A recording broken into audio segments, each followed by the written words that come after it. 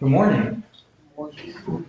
Today we've got the Harvest Festival going on, so it's going to be a shorter sermon so that we can move forward onto the festivities that we have today. And I'm sure our Sunday school ladies are all over there working on that now as we're having our liturgy. But it presents an opportunity to think about a few things. And first we could say, well, where does this tradition come from of having a harvest festival? And this is something that occurs across different cultures, and it's been there for thousands of years. And when we think back, thousands of years ago, having a good harvest was a matter of life and death. If you didn't have a good harvest, you could starve. And so this was definitely cause for celebration. When you had a good harvest, that meant that your family could continue to live for another year.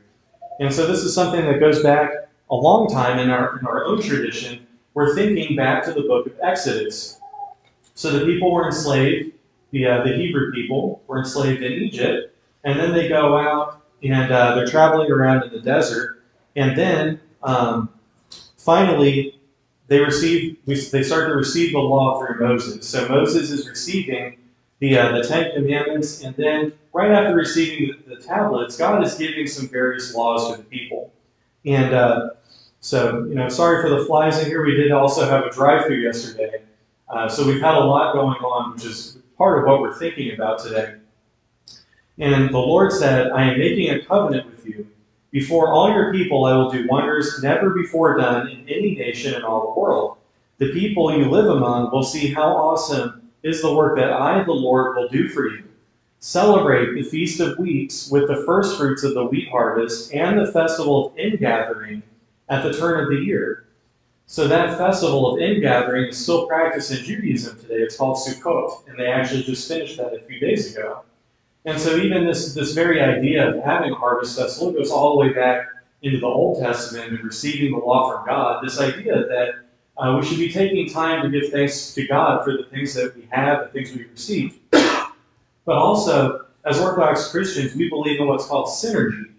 Okay, and so synergy means that we do the things that we're supposed to do. We're doing God's work, and then God is responding to that and rewarding that. And so it's not a case where it's only God doing things for us, or it's just we're toiling away and we deserve whatever we get, but it's the two are working together, that we do what we need to do, and then God responds to that and rewards that. And so we're thinking about all the things. We've had a very active year over the last year in this parish.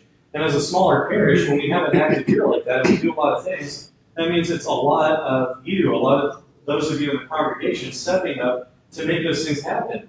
So when we're having the Harvest Festival and a Goya meeting next week, the Thanksgiving luncheon, General Assembly, Okie Day, all of these things, it takes a lot of work from a lot of people in the community to do that. And so that's what we're thinking about. We're hearing here in the book of Exodus, God is telling them if they do His work and they follow His commandments, He'll do all these wonderful things for Israel. And that's something that is similar to what we hear in our reading for today, in the epistle reading. Okay, so we've heard God saying similar things in Exodus, and now we're hearing from St. Paul. Brethren, he who sows sparingly will also reap sparingly, and he who sows bountifully will also reap bountifully. Each one must do as he has made up his mind, not reluctantly or under compulsion, for God loves a cheerful giver. So we're doing all of these things in the church. We've done a lot of the things that we needed to do really over the last year. And I think it's a good time for us to stop and think about that. All the people in the community that have stepped up and done so many different things. And St. Paul concludes, he who supplies seed to the sower and bread for food will supply and multiply your resources and increase the harvest of your righteousness. You will be enriched in every way for great generosity, which through us will produce thanksgiving to God. And this is something I think we've seen over the last year, that despite all of the things that we did, it might seem very expensive to do all the things we've done over the last year, but there actually has been such a generous outpouring in the community to support all that, that it wasn't, basically. It was, people stepped up and provided for that. And so God is responding to the work that we're doing here in this church. And, I just think today is a good time, and as we go forward, of course, to Thanksgiving, to stop and appreciate the people around us in the community that made all these things possible. And Tola today, was sick, and so she wasn't here, and we noticed that she's not here, right? So, she's done the music in this church for many years, and we hope that she has a speedy recovery. We're thankful to Sophia for being here and keeping this process moving. And so all of these things that we do, they're all reliant on the people in the community. And so it's this team effort between the congregation, the priest, God responding to our work, all of these things that are happening.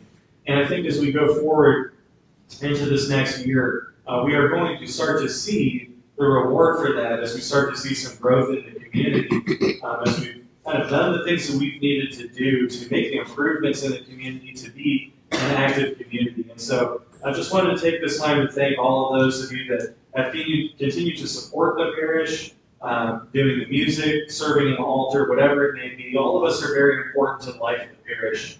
And so I do hope that all of our children will enjoy our Harvest Festival today, and we'll all take this time to think about the many things that we've had in our community to be thankful for.